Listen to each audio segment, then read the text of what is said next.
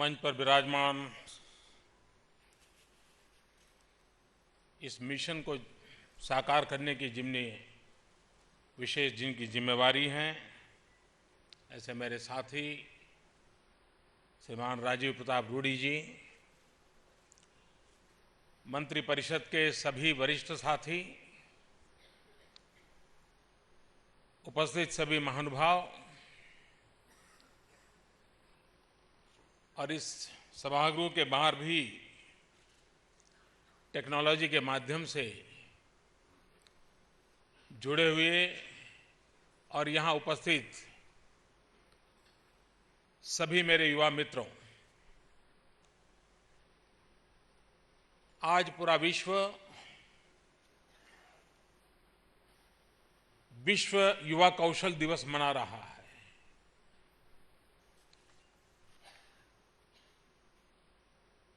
भारत भी उस अवसर पर एक महत्वपूर्ण कदम उठा रहा है। कुछ दिन पूर्व पूरे विश्व ने अंतर्राष्ट्रीय योगा दिवस मनाया।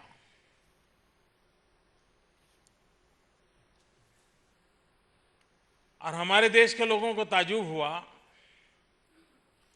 कि दुनिया हमारी तरफ इस तरफ देख रही है क्या। हमें कभी विश्वास ही नहीं था कि विश्व कभी हमारी तरफ भी गर्व के साथ देखता है। विश्व योगा दिवस पर हमने अनुभव किया कि आज पूरा विश्व भारत के प्रति एक बड़े आदर और गौरव के साथ देखता है।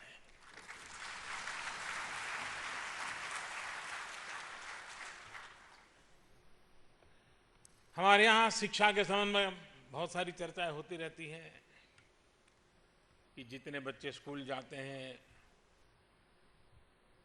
सेकेंडरी में उससे कम हो जाते हैं, हायर सेकेंडरी में उससे कम हो जाते हैं, कॉलेजेस में वो संख्या और गिर जाती है और टॉप पर तो बहुत कम लोग पहुंचते हैं। तो ये सब जाते कहाँ हैं और जो जाते हैं उनका क्या होता है। जो ऊपर जाएं उनकी तो सब प्रकार की चिंता होती है, लेकिन जो रह जाए उसकी भी तो होनी चाहिए कि नहीं होनी चाहिए। ये हमारा मिशन उन लोगों के लिए है जो रह जाते हैं।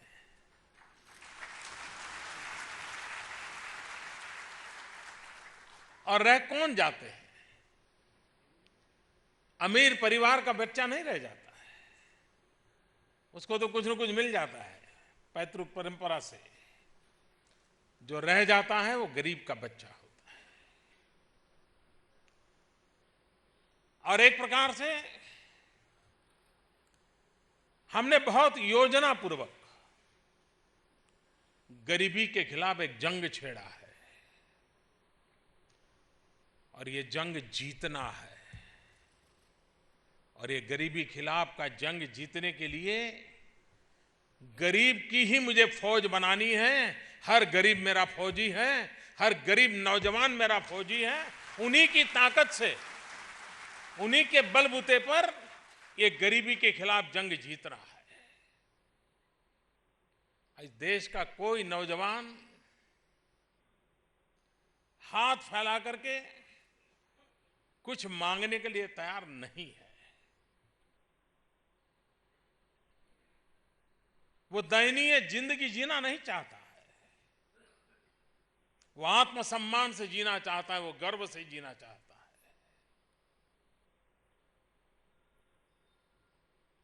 स्किल, कौशल्य, सामर्थ्य ये सिर्फ जेब में रुपये लाता ऐसा नहीं है। वो जीवन में आत्मविश्वास भर देता है, जीवन में एक नई ताकत भर देता है। उसे भरोसा होता है कि दुनिया में कहीं पर भी जाऊंगा, मेरे पास ये ताकत है, मैं अपना पेट भर लूंगा, मैं कभी भीख नहीं मांगूंगा। ये सामर्थ्य उसके भीतर आता है। और इसलिए ये स्किल डेवलपमेंट ये सिर्फ पेट भरने के लिए, जेब भरने का कार्यक्रम नहीं है। ये हमारे गरीब परिवारों में एक नया आत्मविश्वास भरना और देश में एक नई ऊर्जा लाने का प्रयास है।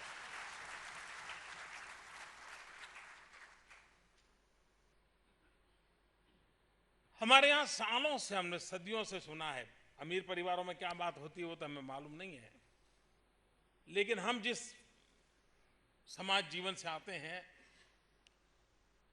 हम अक्सर सुना करते थे, हमारे परिवार में अगल बगल में सब कुछ है, हमारे पिताजी और हमारे नौजवान साथियों के पिताजी यही कहते थे, अरे भाई कुछ काम सीखो, अपने पैरों पर खड़े हो जाना। हमारे देश में मध्यम वर्ग, निम्न मध्यम वर्ग, गरीब परिवारों में ये सहज बोला जाता है। 12-15 साल का बच्चा हुआ तो माँ बाप यही कहते हैं, अरे भाई कुछ काम सीखो, अपने पैरों पर खड़े हो जाओ। अगर जो बात हमारे घर घर में गूंजती है वो सरकार के कानों तक क्यों नहीं पहुंचती है?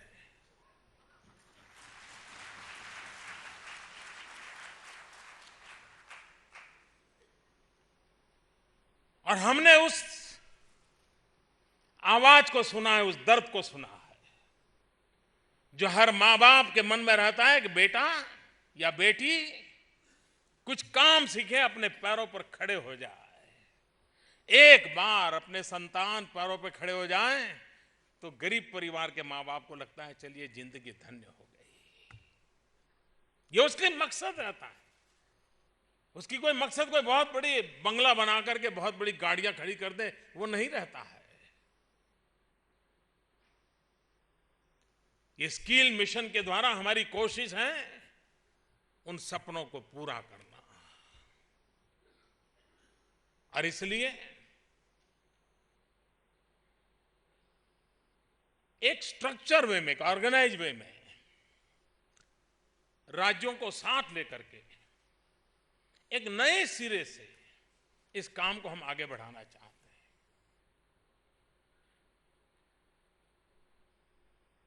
पिछली शताब्दी में दुनिया के अंदर हमने आईआईटी के माध्यम से विश्व में अपना नाम बनाया। दुनिया ने हमारे आईआईटी को एक अच्छी इंस्टीट्यूशंस के रूप में स्वीकार किया। हमें गर्व है इस बात का। लेकिन इस शताब्दी में हमारी आवश्यकता है आईटीआई की।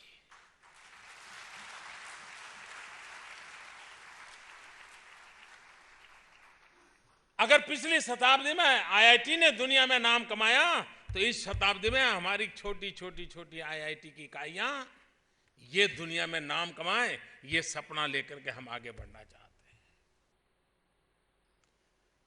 हम कहते हैं कि हमारे पास 65% जनसंख्या 35 साल से कम आयु की है। अगर उसके पास कौशल्य नहीं होगा, उसके पास अगर अवसर नहीं होंगे तो चुनौतियों को कैसे पार कर पाएगा? अगर वो चुनौतियों को पार नहीं कर पाएगा तो हमारे लिए वो खुद एक चुनौती बन जाएगा। और इसलिए भारत के लिए सबसे पहली अगर कोई प्राथमिकता है तो देश के नौजवानों के लिए रोजगार उपलब्ध कराना, रोजगार के योग्य नौजवानों को तैयार करना, रोजगार के योग्य नौजवान को तैयार करने के लिए पूरा एक मैकेनिज्म, एक व्यवस्था, एक स्ट्रक्चर तैयार करना। इस मिशन के द्वारा उन सभी आवश्यकताओं को पूर्ति करने का प्रयास हो रहा है। हम विश्व के युवा देश हैं। दुनिया के बहुत देश हैं जहां समृद्धि बहुत है, लेकिन लोग नहीं है। घर में 4 गाड़ी होगी लेकिन चलाएं कौन, ये चिंता का विषय है।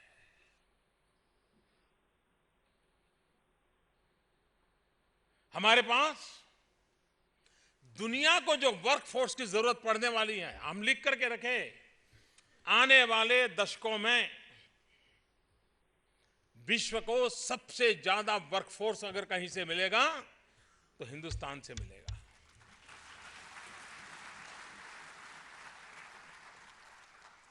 दुनिया की मांग हमारे सामने स्पष्ट है कि दुनिया को जरूरत पड़ने वाली है,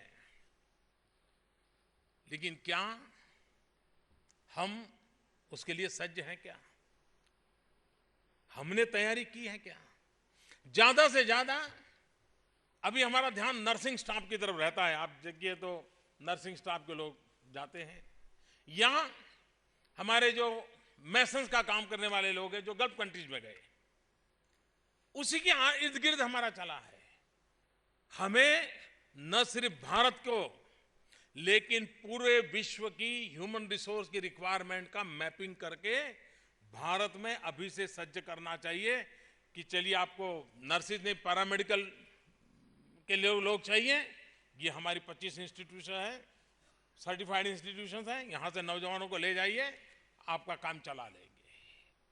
हमें विश्व की जो आवश्यकताएं हैं, एक बहुत बड़ा जॉब मार्केट है, उस जॉब मार्केट को वैज्ञानिक तरीके से अध्ययन करके हमने अपने लोगों को तैयार करना होगा। आज हमारे यहां क्या हालत है? हम में से बहुत लोग होंगे जिनको एक बात का अनुभव आया होगा, यहां बैठे हुए को कभी न कभी अपने दोस्तों को कहा होगा कि यार देखो ना यार, कोई अच्छा ड्राइवर मिले तो। मेरे पास ड्राइवर नहीं है। अब ये सवाल का जवाब हमें ढूंढना है कि देश में नौजवान है, बेरोजगार हैं और वो ड्राइवर के बिना परेशान है। क्या हम रास्ता नहीं खोज सकते क्या? और आज फिर क्या होता है कि वो परंपरा से कहीं पर गाड़ी साफ करते करते करते गियर बदलना सीख जाता है और स्टीयरिंग पकड़ के, तो हम कभी कभी रिस्क लेकर के उसको रख लेते हैं। अब वो हमारी गाड़ी का कोई वो ट्रेनिंग इंस्टीट्यूट बना करके वो सीखता है और कभी कभार हमारा रिस्क भी रहता है।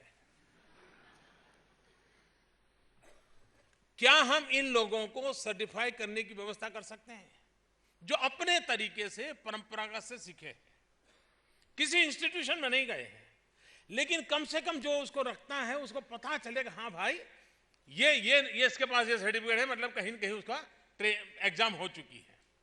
भले अपने आप सीखा हो, आज उम्र चले 35-40 पार कर गया हो, लेकिन उसको लगता है कि भाई मेरे पास कोई अथॉरिटी नहीं है, कोई आइडेंटिटी नहीं है। तो ये सरकार ये व्यवस्था करने जा रही है कि भले आप परंपरा से सीखे हो, लेकिन अगर आप बेसिक नॉर्म्स को पार करते हो तो हम आपको सर्टिफिकेट देंगे, जो सर्टिफिकेट किसी इंजीनियर से कम नहीं होगा। मैं विश्वास से कहता हूं आपको।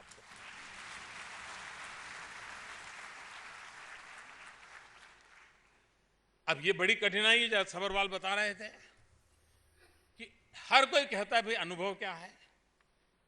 वो कहता है पहले काम तो दो, फिर मैं अनुभव का बताऊं। पहले मरघा की पहले अंडा, इसी का बहस चल रहा है। वो नौकरी नहीं, अनुभव नहीं, अनुभव नहीं इसलिए नौकरी नहीं, यही चलता रहता है। हमारे यहां आवश्यकता है एंटरप्रेन्योरशिप को बल देना। कभी कभी उद्योग जगत के लोग भी एंटरप्रेन्योर को रखने से डरते हैं। उनको लगता है यार रख लूंगा और सरकार का कोई साहब आ गया और सर गिनेगा, ज्यादा हो गए तो मर गया, मेरे कारखाने को ताला लग जाएगा, तो रखने को तैयार नहीं है। कानून की जकड़न भी कभी कभी ऐसी है कि हमारे नौजवानों को जगह नहीं मिलती है। हम चाहते हैं कि देश में रोजगारों का अवसर बढ़े। जो एंटरप्रेन्योरशिप के लिए जाना चाहता है उसको अवसर मिले, जो अप्रेंटिसशिप के लिए जाना चाहता है उसको अवसर मिले। जब तक उसको यह अवसर नहीं मिलेगा अनुभव आएगा नहीं। और इसलिए हमारी कोशिश है कि अप्रेंटिसशिप को कैसे बढ़ावा दें। इस पूरे मिशन को हमने स्किल तक सीमित नहीं रखा है, इसके साथ एंटरप्रेन्योरशिप को जोड़ा है। क्योंकि हम ये नहीं चाहते कि हर कोई बने तो बस कहीं कहीं नौकरी खोजता रहे, जरूरी नहीं है। एक ड्राइवर भी एंटरप्रेन्योर बन सकता है। वो भी कॉन्ट्रैक्ट पर गाड़ी लेकर के सब कॉन्ट्रैक्टर बनकर के गाड़ी चला सकता है। हम उसके अंदर ये स्किल लाना चाहते हैं। जिस प्रकार से कभी कभार क्या होता है, जब तक आप वैल्यू एडिशन नहीं करते हैं, आप कुछ भी नहीं कर सकते। मान लीजिए आपको ड्राइविंग आता है, लेकिन आप उसको कहते हो साहब मुझे कंप्यूटर का टाइपिंग ही आता है, तो तुरंत का अच्छा अच्छा ये भी आता है, चलो चलो चलो, फिर जब ड्राइविंग का काम पूरा होगा तो कंप्यूटर करते रहना। तो जब उसको पता चले एक्स्ट्रा क्वालिटी है तो उसका वैल्यू बढ़ जाता है। हम चाहते हैं कि स्किल में मल्टीपल एक्टिविटी की ताकत उसकी हो। मैं देखा, मुझे कोई बता रहा था, बहुत समय हुआ, कोई एक नौजवान था, प्लम्बर था, वो प्लम्बर के नाते जो काम मिलता था वो करता रहता था, लेकिन उसने धीरे धीरे अपने आप को योगा ट्रेनर के लिए तैयार किया। और मजा ये है कि सुबह 1-2 घंटे वो योगा ट्रेनर के लिए जाकर के ज्यादा कमाता था, जबकि प्लम्बर से बाद में कम। फिर क्या हुआ, वो योगा ट्रेनिंग के साथ साथ प्लम्बर भी जुड़ गया, तो जहां योगा ट्रेनिंग करता है वही लोग को कहे यार देखो उधर प्लम्बर की जरूरत, तुम चले जाओ। उसने एक नई चीज सीख ली। दोनों चीजें ऐसी हैं जिसमें उसको कोई कॉलेज की डिग्री की जरूरत नहीं थी, वो कमाना शुरू कर दी। हम चाहते हैं कि देश के अंदर इन बातों को कैसे भरोसा दें। आने वाले दिनों में पूरे विश्व में करोड़ों करोड़ों की तादाद में वर्कफोर्स की रिक्वायरमेंट होगी, और अगले दशक में हमारे पास 4-4.5 करोड़ के करीब लोग सरप्लस होंगे वर्कफोर्स हमारे पास। अगर हम ये मिसमैच को दूर करते हैं, हम आवश्यकता के अनुसार उसको तैयार करते हैं, तो हमारे नौजवानों को रोजगार के लिए अवसर मिलेगा। कभी कभार क्या होता है कि एक एरिया है जहां केमिकल की इंडस्ट्रियां हैं, लेकिन वहां पर क्या पढ़ाया जाता है, तो ऑटोमोबाइल पढ़ाया जाता है। अब उसको वहां जॉब मिलती नहीं है। हमें मैपिंग करना होगा कि काम किया है, बहुत बड़ी मात्रा में काम हुआ है, कि किस इलाके में हमारा क्या पोटेंशियल है, क्या क्या एस्टैब्लिशमेंट है, वहां पर किस प्रकार की रिक्वायरमेंट है। हम उस प्रकार का ह्यूमन रिसोर्स ट्रेनिंग करेंगे ताकि उसको वॉक टू वर्क के लिए वो तैयार हो जाए, उसको अपने घर के पास ही कामकाज मिल जाए, तो उसको आर्थिक रूप से ज्यादा बोझ नहीं बनता है। नहीं तो होता क्या है कि जो चीज को सीखता है उसके 100 किलोमीटर की रेंज में वो काम ही नहीं होता है। मुझे याद है जब मैं गुजरात में काम करता था, शुरू में मैंने देखा ऑटोमोबाइल में वो चीजें पढ़ाई जाती थी जो गाड़ियां बाजार में थी ही नहीं, वो पुरानी टेक्नोलॉजी थी। खैर बाद में तो कोर्स बदल दिए, सब जो ट्रेनर्स थे उनकी भी ट्रेनिंग की, काफी कुछ बदलाव लाना पड़ा, लेकिन आज भी शायद कहीं जगह पर, बहुत जगह पर ऐसा होगा। और इसलिए आवश्यक है कि हमारी सारी ट्रेनिंग इंस्टीट्यूशंस को डायनेमिक बनाना। टेक्नोलॉजी इतनी तेजी से बदल रही है, अगर हमारी ट्रेनिंग डायनेमिक नहीं होगी तो हमारा वो व्यक्ति रिलेवेंट नहीं रहेगा। पुराने जमाने के कुक को आज ओवन चलाना नहीं आता है तो घर में वो कुक काम नहीं करेगा, उसको आना चाहिए ओवन का कैसे उपयोग, सीखना पड़ता है। हर चीज को एडिशनल ट्रेनिंग आवश्यक होती है, और इसलिए डायनेमिक्स बहुत आवश्यक है उसके। हम जिस ट्रेनिंग की ओर बल दे रहे हैं उसके दिशा में हमारा प्रयास है।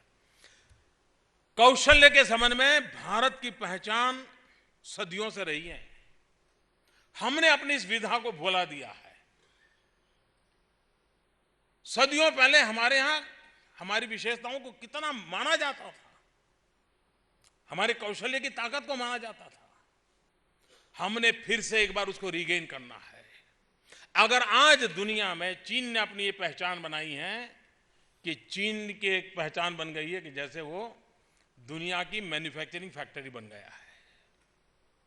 अगर चीन की पहचान दुनिया की मैन्युफैक्चरिंग फैक्ट्री की है तो हिंदुस्तान की पहचान दुनिया की रिक्वायर्ड ह्यूमन रिसोर्स की का कैपिटल बनने की बन सकती है। हमारे पास जो ताकत है उस पर हमें बल देना है। हमें अपनी ताकत पर जितना हम जोर लगाएंगे हम चीजों को उतना प्राप्त कर पाएंगे। और इसलिए हमारी कोशिश ये है कि हम मैपिंग करके ह्यूमन रिसोर्स की रिक्वायरमेंट के अनुसार ट्रेनिंग करें। और हमें पता होना चाहिए, आज भी मैं बताता हूं, आज देश में लाखों की तादाद में ट्रेन ड्राइवर्स नहीं है। देश को जितने ट्रेन ड्राइवर्स चाहिए, उसकी परफेक्ट ट्रेनिंग के लिए जिस प्रकार की आधुनिक व्यवस्था चाहिए, वो व्यवस्था भी उपलब्ध नहीं है। फिर तो वो चलते चलते सीखता रहता है। कहने का तात्पर्य यह है कि बेरोजगारी का कोई कारण नहीं है अगर हम रोजगार को ध्यान में रखते हुए, विकास के मॉडल को ध्यान में रखते हुए ह्यूमन रिसोर्स डेवलपमेंट की डिजाइन तैयार करें, अगर इन तीनों को जोड़ करके प्रयास करें। कभी कभार क्या होता है कि जो इस प्रकार की ट्रेनिंग इंस्टीट्यूशंस हैं, उनको ये पता नहीं होता कि दुनिया कैसे बदल रही है। वो अपना पुराने ढर्रे से चलते हैं। आवश्यकता है, जैसे आज यहां है, यहां पर रोजगार देने वाले लोग भी बैठे हैं, रोजगार लेने वाले भी मौजूद हैं, और रोजगारी के योग्य नौजवानों को तैयार करने वाले लोग भी मौजूद हैं, और इन सारी चीजों के लिए नीति निर्धारण करने वाले लोग भी मौजूद हैं। इस सभागृह में सब प्रकार के लोग हैं। क्यों? ये हमने आदत बनानी होगी। हमारे उद्योग जगत के लोगों के साथ, हमारे टेक्निकल वर्ल्ड के साथ लगातार हमें बैठना पड़ेगा, उनसे पूछना पड़ेगा क्या लगता है नेक्स्ट 10 ईयर किस प्रकार की चीजें आप देख रहे हैं। वो कहते हैं नेक्स्ट 10 ईयर ऐसा ऐसा आने वाला है, ऐसी ऐसी संभावना है। तो फिर हमने हमारा सिलेबस उस प्रकार से अभी से बनाना चाहिए। हमारी ट्रेनिंग इंस्टीट्यूशन को ऊपर से तैयार करनी चाहिए। तो यहां हमारा ट्रेनिंग के इंस्टीट्यूशन से लोग बाहर निकले और वहां पर जाते ही उनको नई टेक्नोलॉजी आ गई है तो प्लेसमेंट मिल जाएगा। तो हमने फ्यूचरिस्टिक विजन के साथ हमने सोचना होगा कि नेक्स्ट 10 ईयर के डेवलपमेंट की डिजाइन क्या है, कौन सी टेक्नोलॉजी काम करने वाली है, किस प्रकार से व्यवस्था बनने वाली है। हमारा human resource development according to that होना चाहिए। अगर हमारा human resource development according to that होता है तो मैं नहीं मानता हूं कि बेरोजगारी का कोई कारण बनता है, उसको रोजगारी मिलती है। कैसी ट्रेनिंग से कितना फर्क होता है, मैं अपने कुछ अनुभव शेयर करना चाहता हूं। गुजरात के लोग, मैं गुजरात में था इसलिए वहां का उदाहरण दे रहा हूं, सेना में बहुत कम जाते हैं।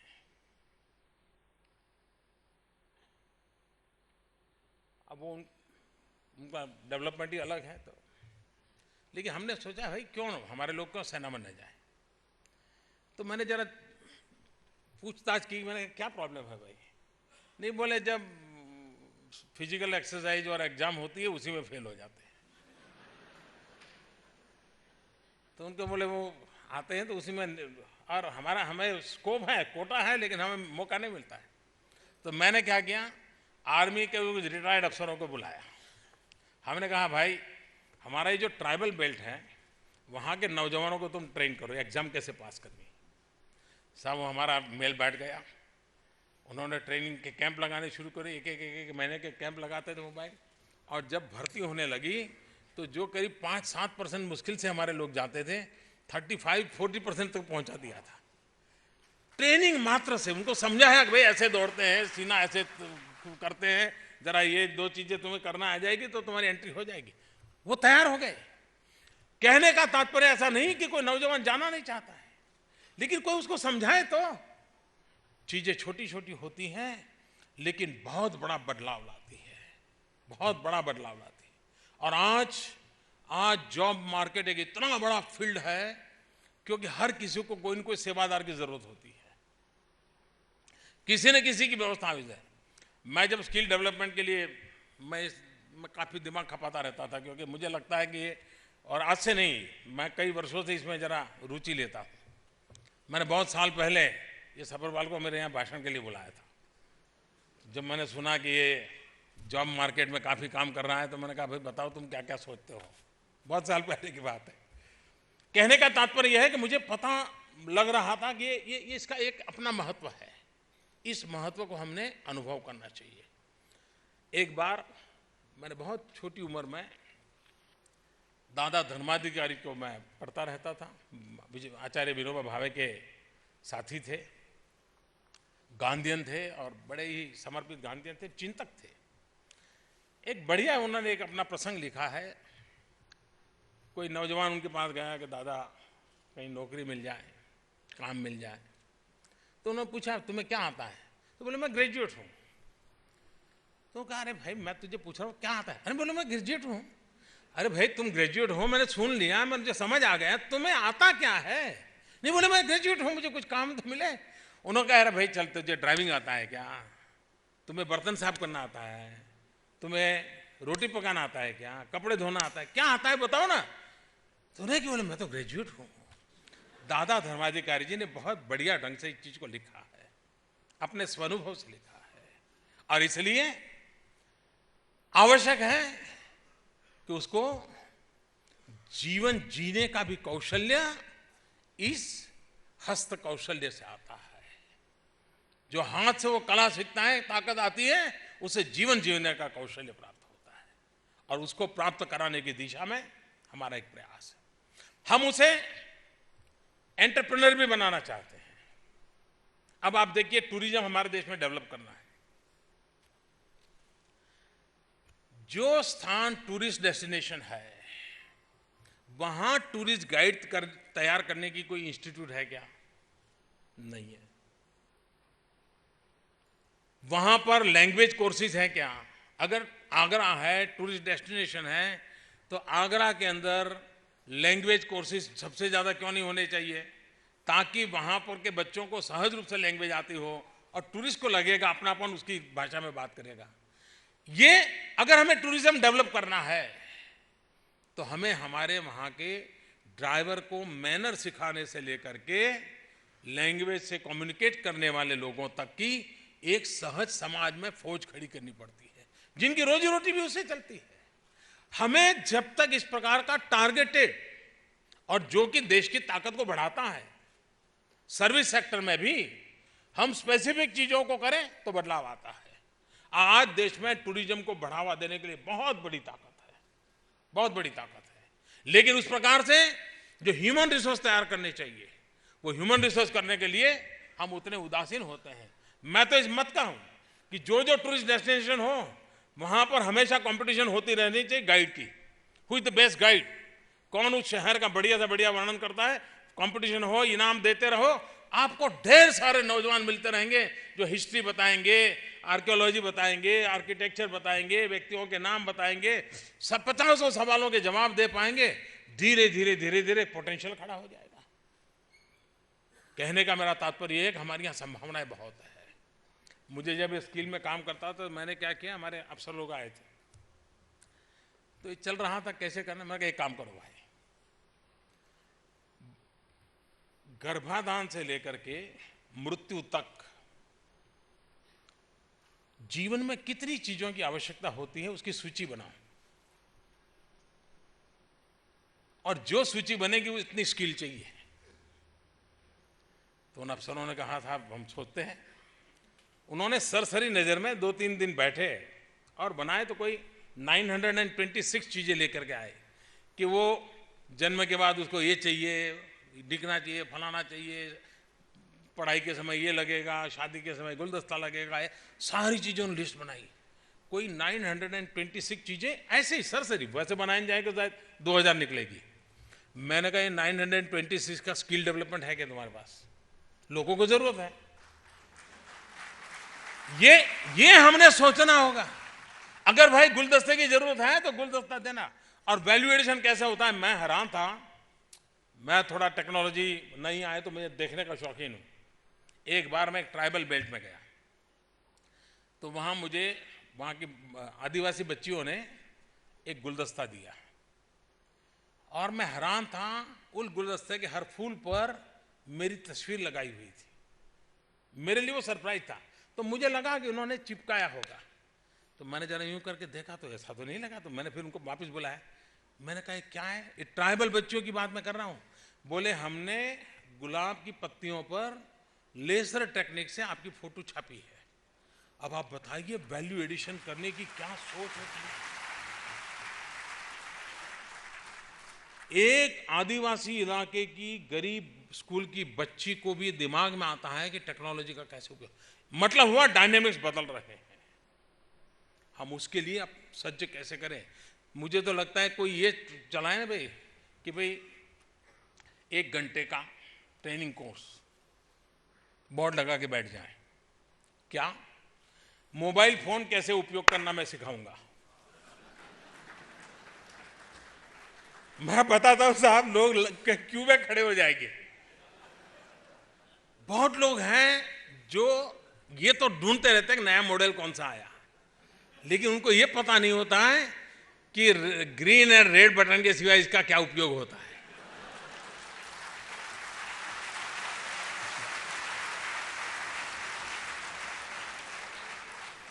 अब किसी के दिमाग में है हाँ भाई मैं ये करूंगा, आप देखिए लोग जाएंगे, अच्छा बताओ भाई मैं नया लाऊं कैसे ऑपरेट करना, क्या क्या चीजें होती है।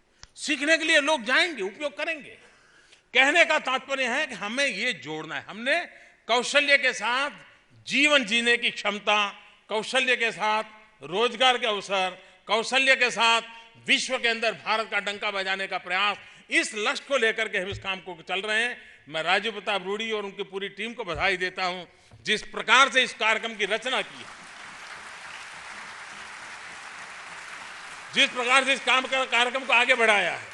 और उसमें देखिए जब इनोवेशन कैसे होता है, मुझे बाहर आपको भी मौका मिले तो देखिए, एक बच्ची ने ये जो शिप के अंदर कंटेनर होते हैं, वो जो रिजेक्टेड माल जो होता है कंटेनर, उसको लगाया है और उसने कंटेनर को ही अंदर स्कूल में कन्वर्ट कर दिया है। जो कि डिस्कार्ड होने वाला था वो टूटने के लिए जाने वाला था। देखिए कैसे लोग अपने कौशल्य का उपयोग करते हैं, किस प्रकार से चीजों में प्रोफेशनलिज्म आ रहा है। हमें इन चीजों को लाना है और मैं मानता हूं कि भारत के नौजवान के पास भरपूर क्षमता है, उसको अवसर मिलना चाहिए। वो किसी भी चुनौतियों को चुनौती देने के लिए सामर्थ्यवान होता है। और भारत जो कि डेमोग्राफिक डिविडेंड के लिए गर्व करता है, उस डेमोग्राफिक डिविडेंड की गारंटी स्किल में है, ट्रेन मैन पावर में है।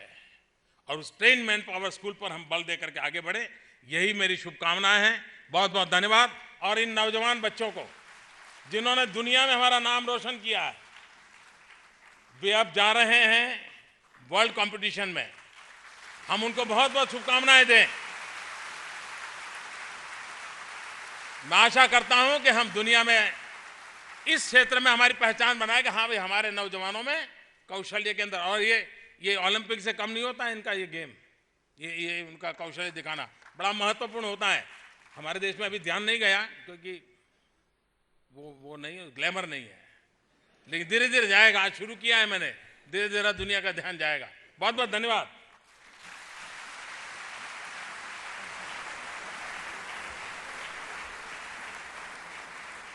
बहुत बहुत धन्यवाद माननीय